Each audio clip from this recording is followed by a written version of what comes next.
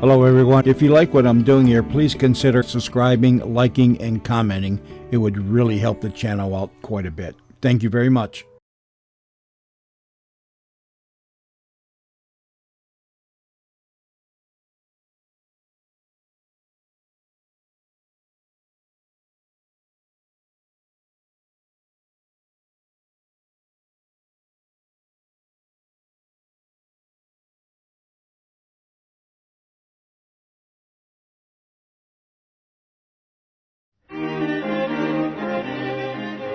The Adventure of the Cardboard Box.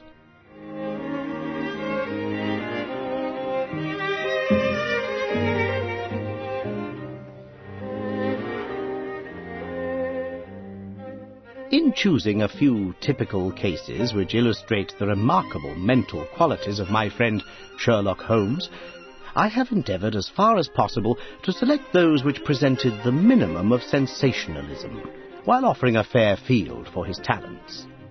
It is, however, unfortunately impossible entirely to separate the sensational from the criminal, and a chronicler is left in the dilemma that he must either sacrifice details which are essential to his statement, and so give a false impression of the problem, or he must use matter which chance, and not choice, has provided him with.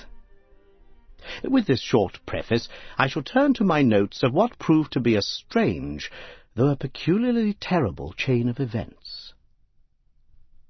It was a blazing hot day in August.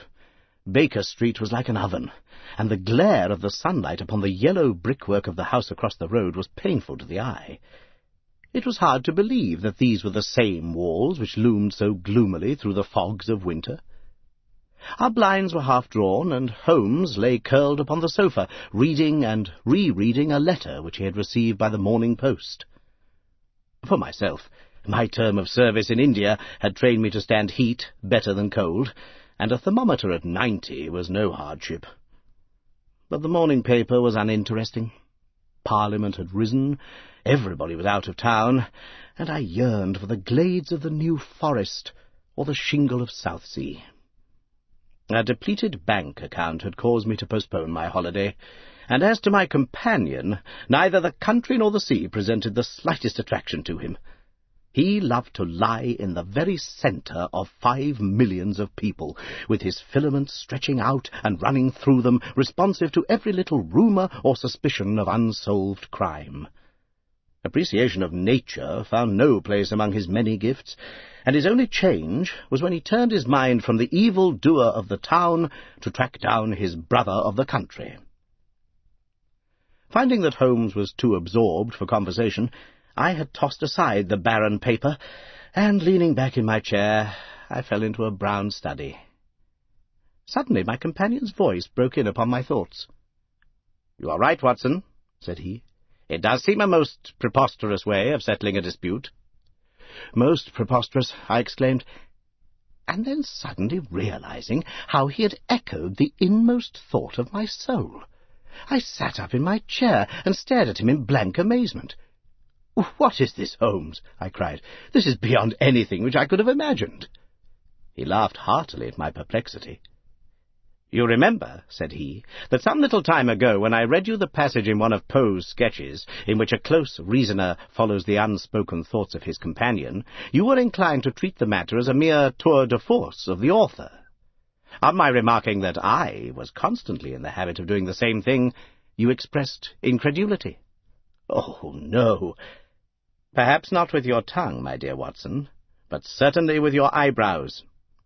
So, when I saw you throw down your paper and enter upon a train of thought, I was very happy to have the opportunity of reading it off, and eventually of breaking into it as a proof that I had been in rapport with you." But I was still far from satisfied.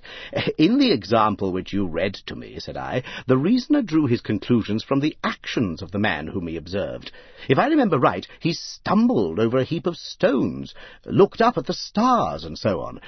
But I have been seated quietly in my chair, and what clues can I have given you?" "You do yourself an injustice. The features are given to man as the means by which he shall express his emotions, and yours are faithful servants." "Do you mean to say that you read my train of thoughts from my features. Your features, and especially your eyes. Perhaps you cannot yourself recall how your reverie commenced. No, I cannot. Then I will tell you. After throwing down your paper, which was the action which drew my attention to you, you sat for half a minute with a vacant expression. Then your eyes fixed themselves upon your newly framed picture of General Gordon, and I saw by the alteration in your face that a train of thought had been started. But it did not lead very far. Your eyes flashed across to the unframed portrait of Henry Ward Beecher, which stands upon the top of your books. Then you glanced up at the wall, and, of course, your meaning was obvious. You were thinking that if the portrait were framed, it would just cover that bare space, and correspond with Gordon's picture over there. "You have followed me wonderfully," I exclaimed. So far I could hardly have gone astray.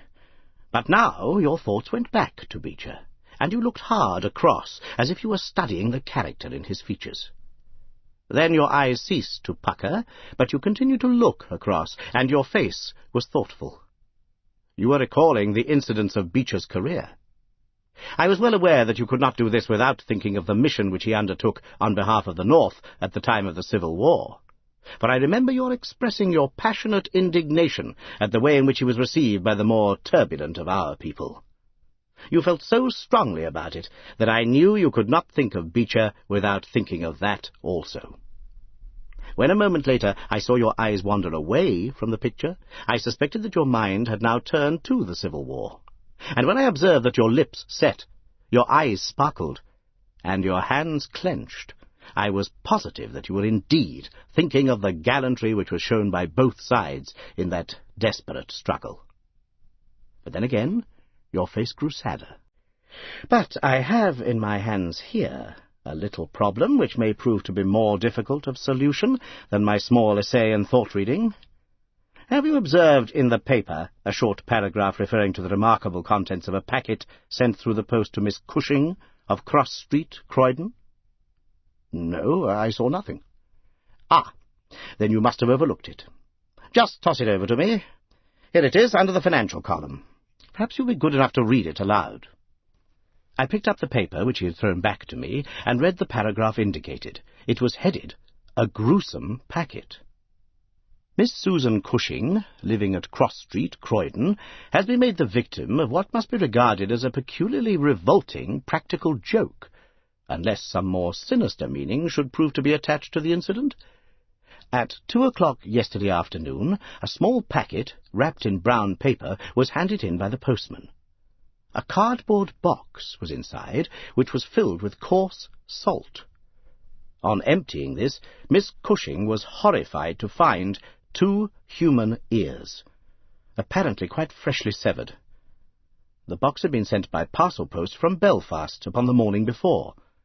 There is no indication as to the sender, and the matter is more mysterious as Miss Cushing, who is a maiden lady of 50, has led a most retired life, and has so few acquaintances or correspondents that it is a rare event for her to receive anything through the post. Some years ago, however, when she resided at Penge, she let apartments in her house to 3 young medical students, whom she was obliged to get rid of on account of their noisy and irregular habits. The police are of opinion that this outrage may have been perpetrated upon Miss Cushing by these youths, who owed her a grudge, and who hoped to frighten her by sending her these relics of the dissecting rooms. Some probability is lent to the theory by the fact that one of these students came from the north of Ireland, and, to the best of Miss Cushing's belief, from Belfast.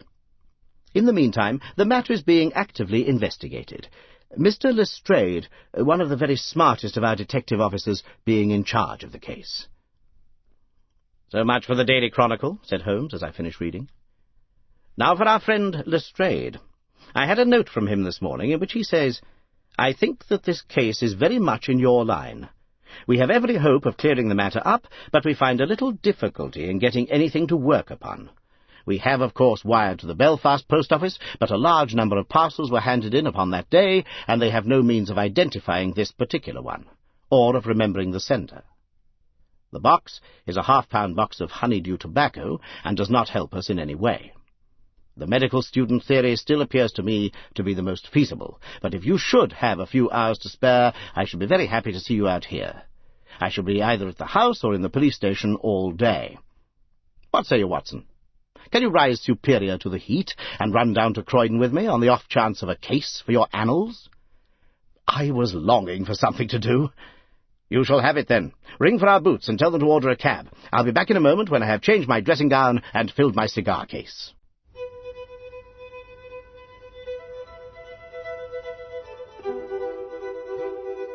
A shower of rain fell while we were in the train, and the heat was far less oppressive in Croydon than in town. Holmes had sent on a wire so that Lestrade, as wiry, as dapper, and as ferret-like as ever, was waiting for us at the station. A walk of 5 minutes took us to Cross Street, where Miss Cushing resided. It was a very long street of 2-story brick houses, neat and prim, with whitened stone steps and little groups of aproned women gossiping at the doors. Halfway down, Lestrade stopped and tapped at a door, which was opened by a small servant girl. Miss Cushing was sitting in the front room, into which we were ushered. She was a placid-faced woman, with large, gentle eyes and grizzled hair curving down over her temples on each side. A worked antimacassar lay upon her lap, and a basket of coloured silks stood upon a stool beside her. "They are in the outhouse, those dreadful things," said she as Lestrade entered. "I wish that you would take them away altogether." "So I shall, Miss Cushing. I only kept them here until my friend Mr. Holmes should have seen them in your presence." "Why in my presence, sir?" "In case he wished to ask any questions." "What is the use of asking me questions, when I tell you I know nothing whatever about it?" "Quite so, madam," said Holmes in his soothing way. "I have no doubt that you have been annoyed more than enough already over this business." "Indeed I have, sir. I am a quiet woman, and live a retired life. It is something new for me to see my name in the papers, and to find the police in my house. I won't have these things in here, Mr. Lestrade. If you wish to see them, you must go to the outhouse." It was a small shed in the narrow garden which ran behind the house. Lestrade went in and brought out a yellow cardboard box, with a piece of brown paper and some string. There was a bench at the end of the path, and we all sat down while Holmes examined, one by one, the articles which Lestrade had handed to him. "The string is exceedingly interesting," he remarked, holding it up to the light and sniffing at it. "What do you make of this string, Lestrade?" "It has been tarred." "Precisely.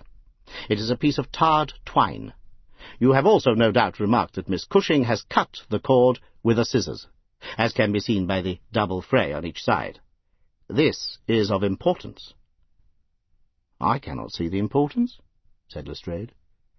"The importance lies in the fact that the knot is left intact, and that this knot is of a peculiar character." "It is very neatly tied. I had already made a note to that effect," said Lestrade complacently. "So much for the string, then," said Holmes, smiling. "Now for the box wrapper. Brown paper, with a distinct smell of coffee. What? Did you not observe it? I think there can be no doubt of it. Address printed in rather straggling characters, Miss S. Cushing, Cross Street, Croydon, done with a broad-pointed pen, probably a J, and with very inferior ink. The word Croydon has been originally spelled with an I, which has been changed to Y. The parcel was directed then by a man, the printing is distinctly masculine, of limited education, and unacquainted with the town of Croydon. So far, so good. The box is a yellow half-pound honeydew box with nothing distinctive, save 2 thumb marks at the left bottom corner. It is filled with rough salt, of the quality used for preserving hides and other of the coarser commercial purposes. And embedded in it are these very singular enclosures. He took out the 2 ears as he spoke, and laying a board across his knee, he examined them minutely, while Lestrade and I, bending forward on each side of him, glanced alternately at these dreadful relics and at the thoughtful, eager face of our companion. Finally, he returned them to the box once more, and sat for a while in deep meditation. "You have observed, of course," said he at last, "that the ears are not a pair." "Yes, I have noticed that, but if this were the practical joke of some students from the dissecting rooms, it would be as easy for them to send two odd ears as a pair." "Precisely.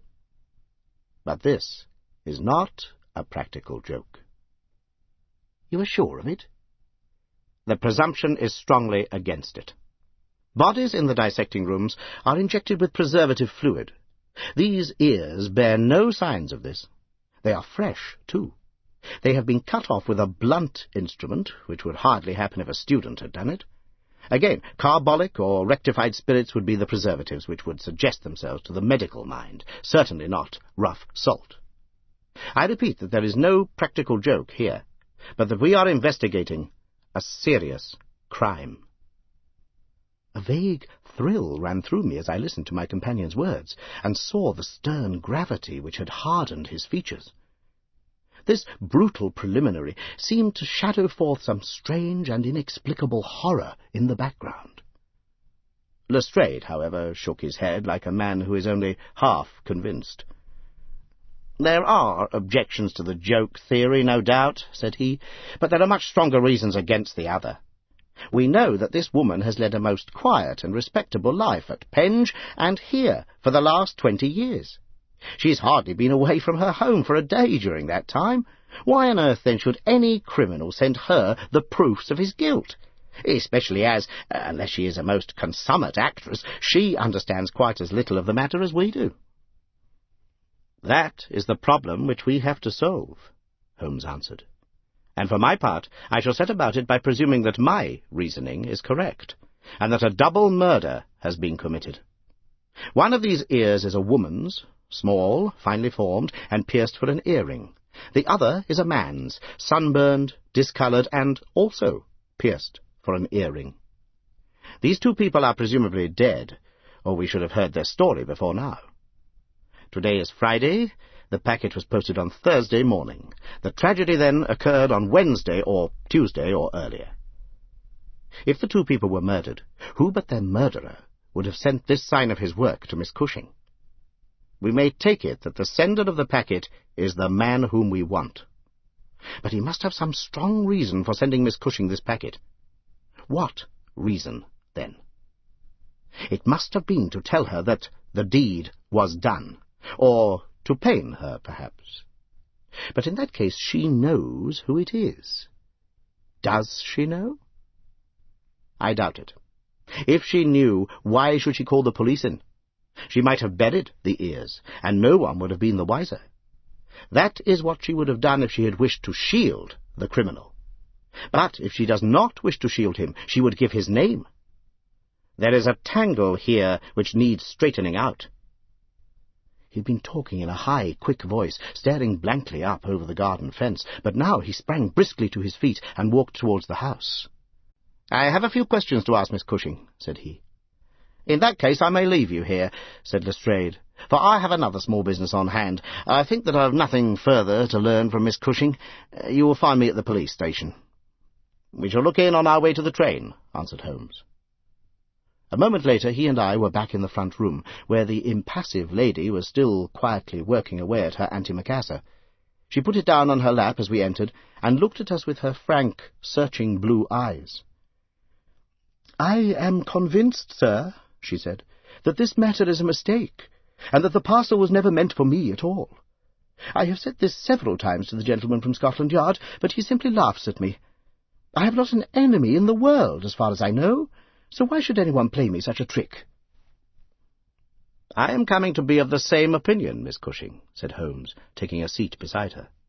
"I think that it is more than probable—" He paused, and I was surprised, on glancing round, to see that he was staring with singular intentness at the lady's profile. Surprise and satisfaction were both for an instant to be read upon his eager face, though when she glanced round to find out the cause of his silence, he had become as demure as ever. I stared hard myself at her flat, grizzled hair, her trim cap, her little gilt earrings, her placid features. but I could see nothing which could account for my companion's evident excitement. There were one or two questions. "Oh, I am weary of questions," cried Miss Cushing impatiently. "You have 2 sisters, I believe." "How could you know that?" "I observed the very instant that I entered the room that you have a portrait group of 3 ladies upon the mantelpiece, one of whom is undoubtedly yourself, while the others are so exceedingly like you that there could be no doubt of the relationship." "Yes, you are quite right. Those are my sisters, Sarah and Mary." "And here at my elbow is another portrait, taken at Liverpool, of your younger sister in the company of a man who appears to be a steward by his uniform. I observed that she was unmarried at the time." "You are very quick at observing." "That is my trade." "Well, you are quite right. But she was married to Mr. Browner a few days afterwards. He was on the South American line when that was taken, but he was so fond of her that he couldn't abide to leave her for so long, and he got into the Liverpool and London boats." "Ah, the Conqueror, perhaps?" "No, the Mayday, when last I heard. Jim came down here to see me once. That was before he broke the pledge. But afterwards he would always take drink when he was ashore, and a little drink would send him stark staring mad. Ah, it was a bad day that ever he took a glass in his hand again. First he dropped me, then he quarrelled with Sarah, and now that Mary has stopped writing, we don't know how things are going with them." It was evident that Miss Cushing had come upon a subject on which she felt very deeply. Like most people who lead a lonely life, she was shy at first, but ended by becoming extremely communicative. She told us many details about her brother-in-law, the steward, and then, wandering off on the subject of her former lodgers, the medical students, she gave us a long account of their delinquencies, with their names and those of their hospitals. Holmes listened attentively to everything, throwing in a question from time to time. "About your second sister, Sarah," said he.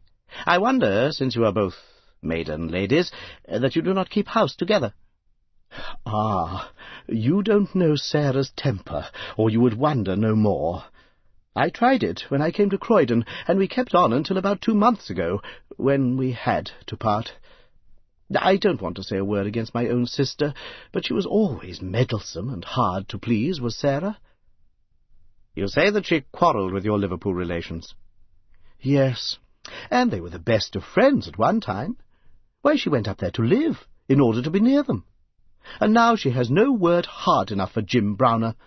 The last 6 months that she was here, she would speak of nothing but his drinking and his ways. He had caught her meddling, I suspect, and given her a bit of his mind, and that was the start of it." "Thank you, Miss Cushing," said Holmes, rising and bowing. "Your sister Sarah lives, I think you said, at New Street, Wallington?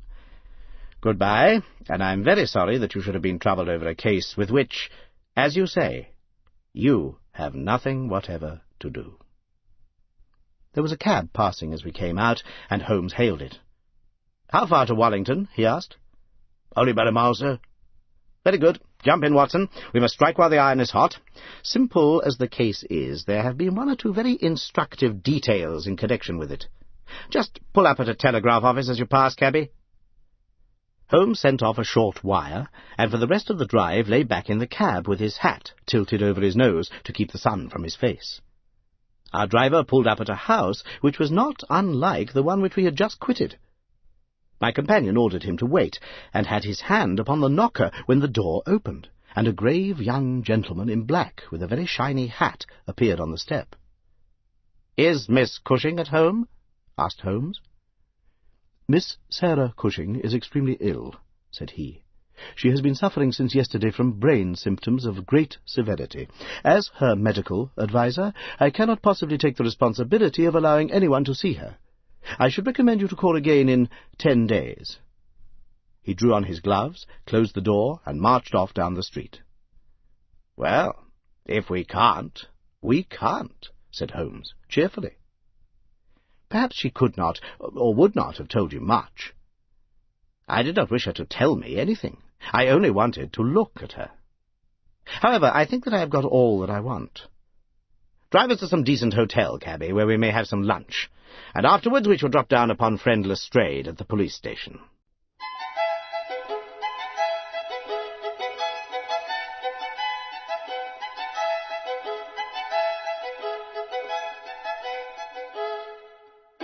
We had a pleasant little meal together, during which Holmes would talk about nothing but violins, narrating with great exultation how he had purchased his own Stradivarius, which was worth at least 500 guineas, at a Jew broker's in Tottenham Court Road for 55 shillings. This led him to Paganini, and we sat for an hour over a bottle of claret while he told me anecdote after anecdote of that extraordinary man. The afternoon was far advanced, and the hot glare had softened into a mellow glow before we found ourselves at the police station. Lestrade was waiting for us at the door.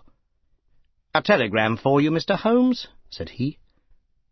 "Ah, it is the answer." He tore it open, glanced his eyes over it, and crumpled it into his pocket. "That's all right," said he.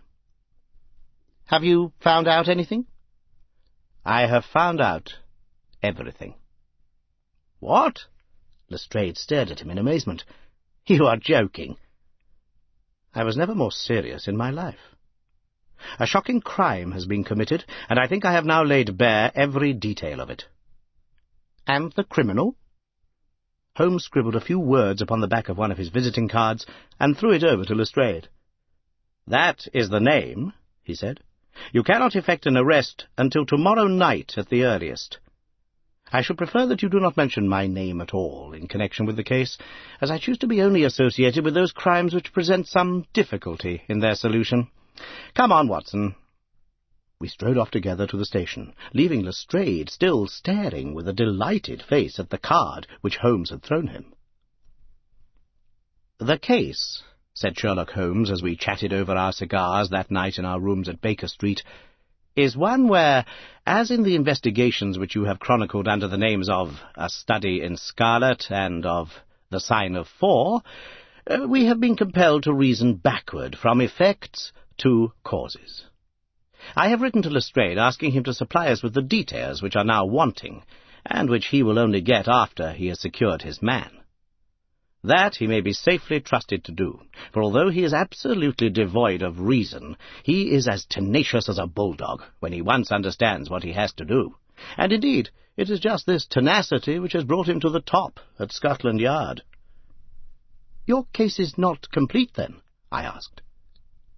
"It is fairly complete in essentials.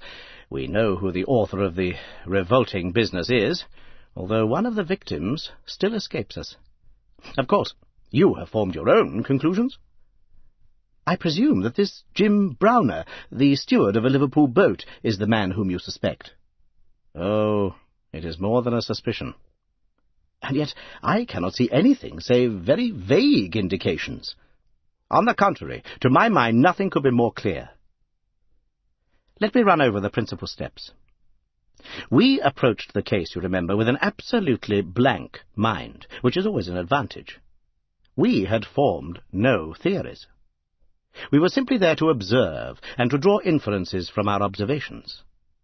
What did we see first?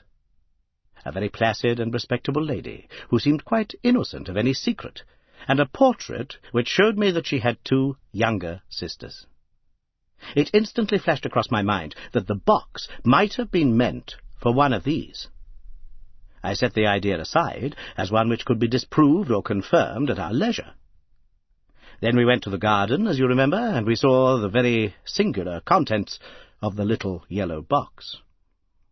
The string was of the quality which is used by sailmakers aboard ship, and at once a whiff of the sea was perceptible in our investigation. When I observed that the knot was one which is popular with sailors, that the parcel had been posted at a port, and that the male ear was pierced for an earring, which is so much more common among sailors than landsmen, I was quite certain that all the actors in the tragedy were to be found among our seafaring classes. When I came to examine the address of the packet, I observed that it was to Miss S. Cushing.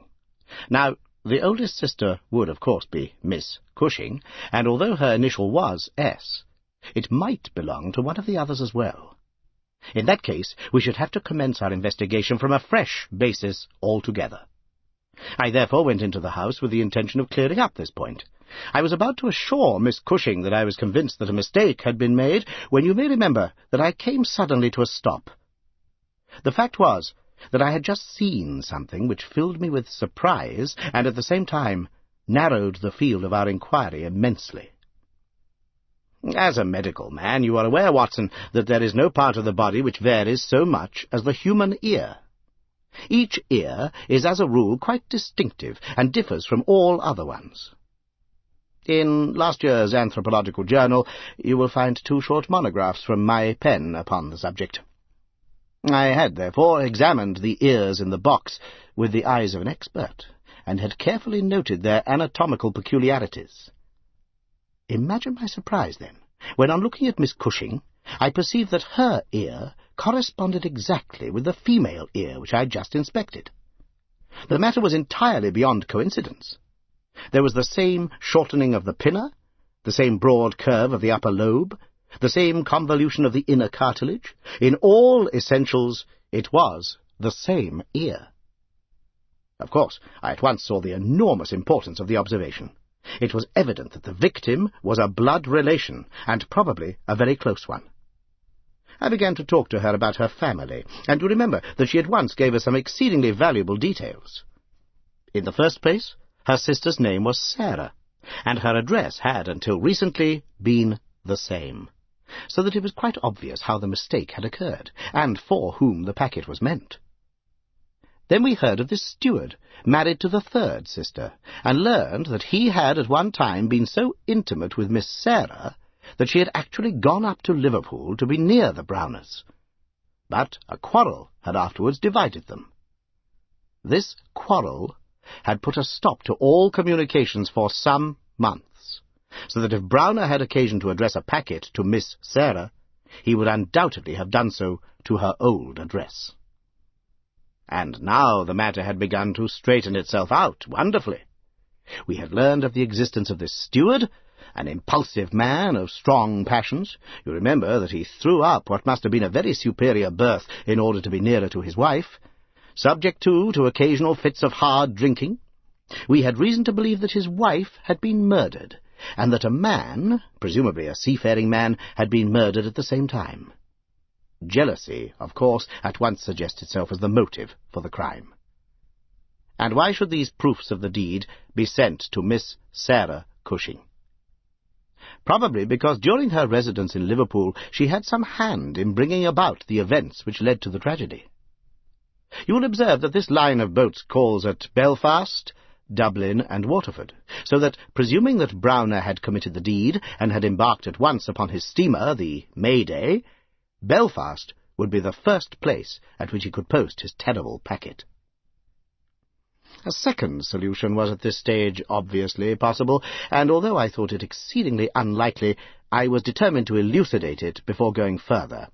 An unsuccessful lover might have killed Mr. and Mrs. Browner, and the male ear might have belonged to the husband. There were many grave objections to this theory, but it was conceivable. I therefore sent off a telegram to my friend Algar of the Liverpool force, and asked him to find out if Mrs. Browner were at home, and if Browner had departed in the Mayday. Then we went on to Wallington to visit Miss Sarah. I was curious, in the first place, to see how far the family ear had been reproduced in her. Then, of course, she might give us very important information, but I was not sanguine that she would. She must have heard of the business the day before, since all Croydon was ringing with it, and she alone could have understood for whom the packet was meant. If she had been willing to help justice, she would probably have communicated with the police already. However, it was clearly our duty to see her. So we went. We found that the news of the arrival of the packet, for her illness dated from that time, had such an effect upon her as to bring on brain fever. It was clearer than ever that she understood its full significance, but equally clear that we should have to wait some time for any assistance from her. However, we were really independent of her help. Our answers were waiting for us at the police station, where I had directed Algar to send them. Nothing could be more conclusive. Mrs. Browner's house had been closed for more than 3 days, and the neighbours were of opinion that she had gone south to see her relatives. It had been ascertained at the shipping offices that Browner had left aboard of the Mayday, and I calculate that she is due in the Thames tomorrow night. When he arrives, he will be met by the obtuse but resolute Lestrade, and I have no doubt that we shall have all our details filled in.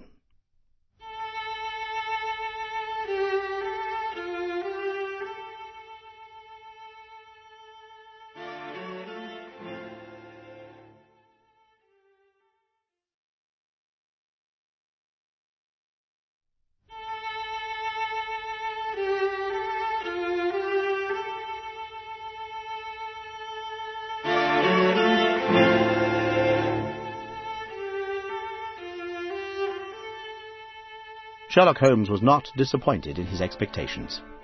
2 days later he received a bulky envelope which contained a short note from the detective and a typewritten document which covered several pages of foolscap.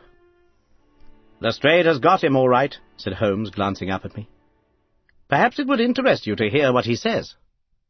My dear Mr. Holmes, in accordance with the scheme which we had formed in order to test our theories—" The "we" is rather fine, Watson, is it not? "I went down to the Albert Dock yesterday at 6 p.m. and boarded the SS Mayday, belonging to the Liverpool, Dublin, and London Steam Packet Company. On inquiry, I found that there was a steward on board of the name of James Browner, and that he had acted during the voyage in such an extraordinary manner that the captain had been compelled to relieve him of his duties. On descending to his berth, I found him seated upon a chest, with his head sunk upon his hands, rocking himself to and fro. He is a big, powerful chap, clean-shaven, and very swarthy, something like Aldridge, who helped us in the bogus laundry affair. He jumped up when he heard my business, and I had my whistle to my lips to call a couple of river police, who were round the corner, but he seemed to have no heart in him, and he held out his hands quietly enough for the derbies. We brought him along to the cells, and his box as well, for we thought there might be something incriminating. But, bar a big sharp knife, such as most sailors have, we got nothing for our trouble. However, we find that we shall want no more evidence, for on being brought before the inspector at the station, he asked leave to make a statement, which was, of course, taken down, just as he made it, by our shorthand man. We had 3 copies typewritten, one of which I enclose. The affair proves, as I always thought it would, to be an extremely simple one. But I am obliged to you for your assisting me in my investigation. With kind regards, yours very truly, G. Lestrade. The investigation really was a very simple one, remarked Holmes, but I don't think it struck him in that light when he first called us in. However, let us see what Jim Browner has to say for himself. This is his statement as made before Inspector Montgomery at the Shadwell police station, and it has the advantage of being verbatim. "Have I anything to say? Yes, I have a deal to say. I have to make a clean breast of it all. You can hang me, or you can leave me alone. I don't care a plug which you do. I tell you, I have not shut an eye in sleep since I did it, and I don't believe I ever will again until I get past all waking. Sometimes it's his face, but most generally it's hers. I'm never without one or the other before me. He looks frowning and black-like, but she has a kind of surprise upon her face.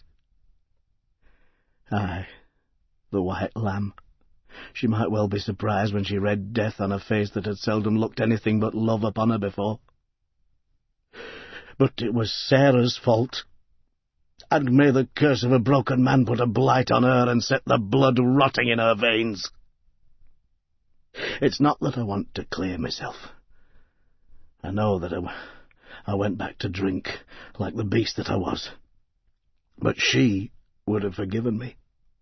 She would have stuck as close to me as a rope to a block if that woman had never darkened our door. For Sarah Cushing loved me. That's the root of the business. She loved me until all her love turned to poisonous hate. when she knew that I thought more of my wife's footmark in the mud than I did of her whole body and soul. There were 3 sisters altogether. The old one was just a good woman, the second was a devil, and the third was an angel.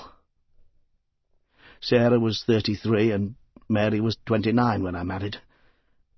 We were just as happy as the day was long when we set up house together, and in all Liverpool there was no better woman than my Mary.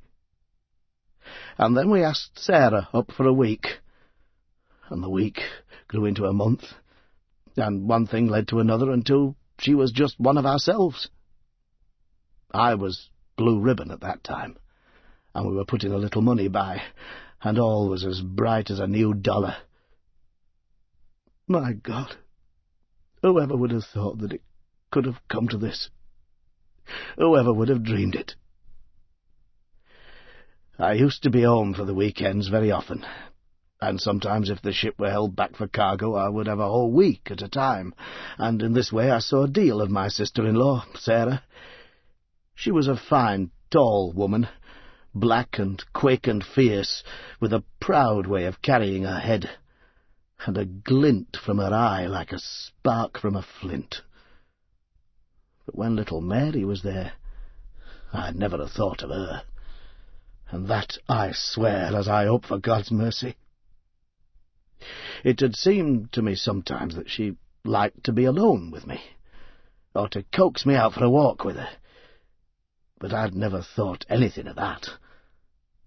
But one evening my eyes were opened. I'd come up from the ship and found my wife out, but Sarah at home. "Where's Mary?" I asked. "Oh, she's gone to pay some accounts." I was impatient and paced up and down the room. "Can you be happy for 5 minutes without Mary, Jim?" says she. "It's a bad compliment to me that you can't be contented with my society for so short a time." "That's all right, my lass," said I, putting out my hand towards her in a kindly way. But she had it in both hers in an instant, and they burned as if they were in a fever. I looked into her eyes, and I read it all there. There was no need for her to speak, nor for me either. I frowned and drew my hand away. Then she stood by my side in silence for a bit, and then put up her hand and patted me on the shoulder. "Steady, old Jim," said she, and with a kind of mocking laugh she ran out of the room. Well, from that time Sarah hated me with her whole heart and soul, and she is a woman who can hate too. I was a fool to let her go on biding with us, a besotted fool, but I never said a word to Mary, for I knew it would grieve her. Things went on much as before, but after a time I began to find that there was a bit of a change in Mary herself. She'd always been so trusting and so innocent, but now she became queer and suspicious, wanting to know where I'd been, and what I'd been doing, and who my letters were from, and what I had in my pockets, and 1,000 such follies.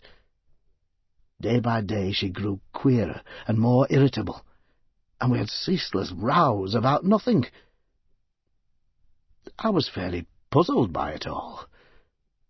Sarah avoided me now, but she and Mary were just inseparable. I can see now how she was plotting and scheming and poisoning my wife's mind against me, but I was such a blind beetle that I could not understand it at the time. Then I broke my blue ribbon and began to drink again, but I think I should not have done it if Mary had been the same as ever.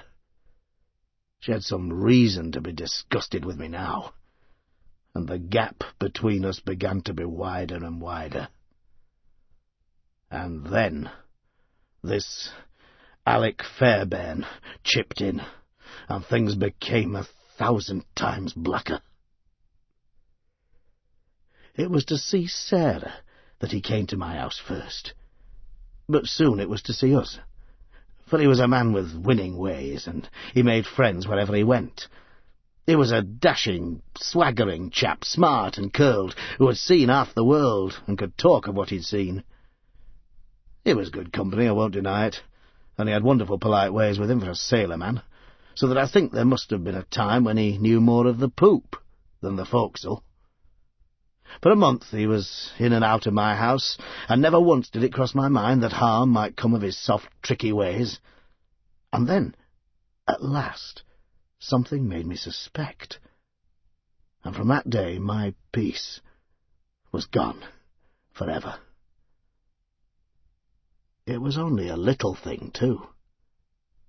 I come into the parlour unexpected, and as I walked in at the door I saw a light of welcome on my wife's face, but as she saw who it was, it faded again, and she turned away with a look of disappointment.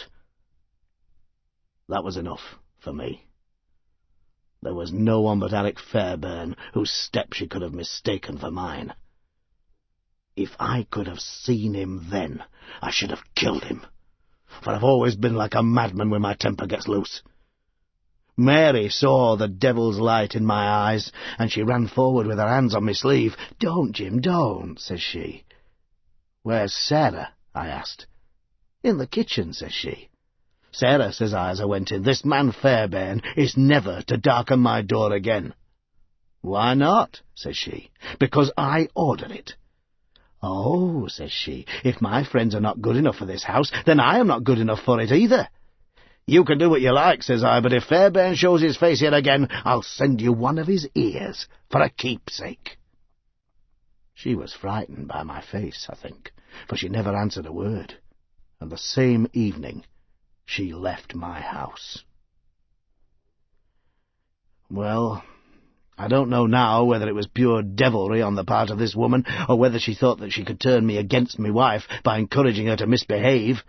Anyway, she took a house just 2 streets off and let lodgings to sailors. Fairbairn used to stay there, and Mary would go round to have tea with her sister and him.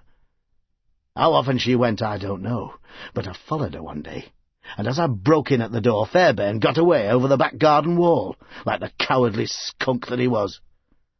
I swore to my wife that I would kill her if I found her in his company again, and I led her back with me, sobbing and trembling and as white as a piece of paper. There was no trace of love between us any longer. I could see that she hated me and feared me, and when the thought of it drove me to drink, then she despised me as well. Well, Sarah found that she could not make a living in Liverpool, so she went back, as I understand, to live with her sister in Croydon, and things jogged on much the same as ever at home. And then came this last week, and all the misery and ruin. It was in this way. We had gone on the May Day for a round voyage of 7 days, but a hogshead got loose and started one of our plates, so that we had to put back into port for 12 hours. I left the ship and came home, thinking what a surprise it would be for my wife, and hoping that maybe she would be glad to see me so soon. The thought was in my head as I turned into my own street, and at that moment a cab passed me. And there she was, sitting by the side of Fairbairn, the two chatting and laughing, with never a thought for me, as I stood watching them from the footpath. I tell you, and I give you my word for it, that from that moment I was not my own master, and it is all like a dim dream when I look back on it. I'd been drinking hard of late, and the two things together fairly turned my brain.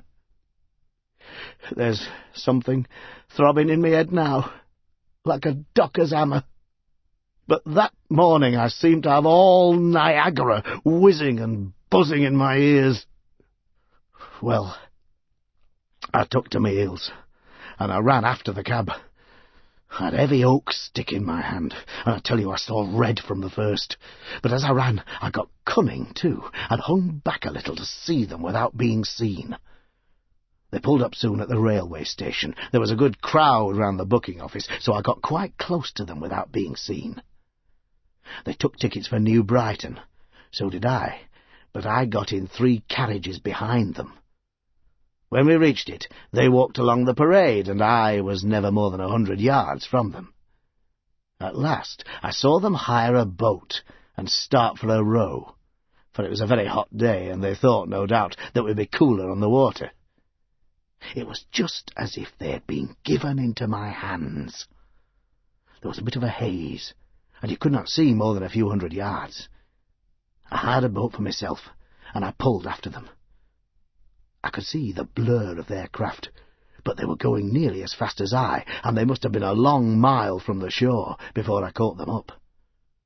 The haze was like a curtain all round us, and there were we three in the middle of it. My God, shall I ever forget their faces when they saw who was in the boat that was closing in upon them? She screamed out. He swore like a madman and jabbed at me with an oar, for he must have seen death in my eyes. I got past it and got one in with my stick that crushed his head like an egg. I would have spared her, perhaps, for all my madness, but she threw her arms round him, crying out to him and calling him Alec. I struck again, and she lay stretched beside him. I was like a wild beast then, that had tasted blood. If Sarah had been there, by the Lord, she should have joined them. I pulled out my knife, and... well, there. I've said enough. It gave me a kind of savage joy when I thought how Sarah would feel when she had such signs as these of what her meddling had brought about. Then I tied the bodies into the boat, stove a plank, and stood by until they had sunk. I knew very well that the owner would think that they had lost their bearings in the haze and had drifted off out to sea. I cleaned myself up, got back to land, and joined my ship without a soul having a suspicion of what had passed. That night I made up the packet for Sarah Cushing, and next day I sent it from Belfast. There you have the old truth of it. You can hang me, or do what you like with me, but you cannot punish me as I have been punished already. I cannot shut my eyes, but to see those two faces staring at me as they stared when my boat broke through the haze. I killed them quick, but they are killing me slow. And if I have another night of it, I shall be either mad or dead before morning. You won't put me alone into a cell, sir. For pity's sake, don't. And may you be treated in your day of agony as you treat me now.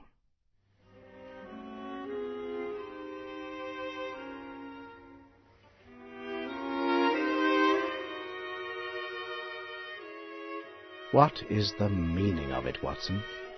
Said Holmes solemnly as he laid down the paper. What object is served by this circle of misery and violence and fear? It must tend to some end, or else our universe is ruled by chance, which is unthinkable. But what end? There is the great, standing, perennial problem to which human reason is as far from an answer as ever.